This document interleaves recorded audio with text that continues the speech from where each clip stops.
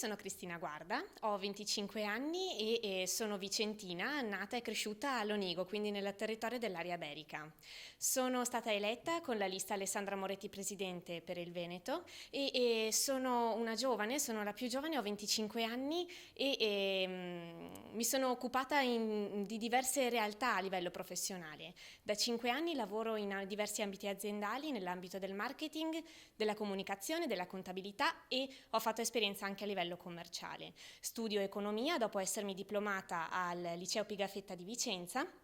Ho una piccola impresa agricola che gestisco in compagnia appunto di mio padre e parallelamente mi occupo nel volontariato in ambiti di valorizzazione del dialogo interculturale e della formazione imprenditoriale etica a livello nazionale, seguendo un progetto di una società finanziaria volta a valorizzare il microcredito per le piccole e medie imprese nel territorio italiano.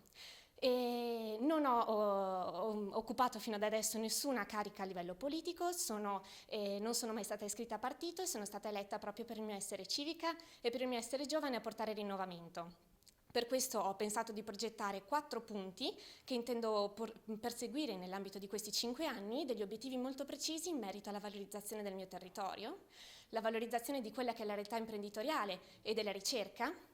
la valorizzazione di quella che è la realtà della famiglia e dell'educazione, per cui un implemento per quanto riguarda i progetti di istruzione e di formazione all'interno della nostra regione e quella che è la partecipazione attiva della cittadinanza alla politica, con dei progetti ben precisi, delle proposte efficaci che sono già state realizzate in altre realtà e innovative anche nella nostra regione. Spero di poter collaborare con tutti all'interno del Consiglio regionale, portando quel dialogo, quella collaborazione e l'apertura che noi giovani possiamo fare.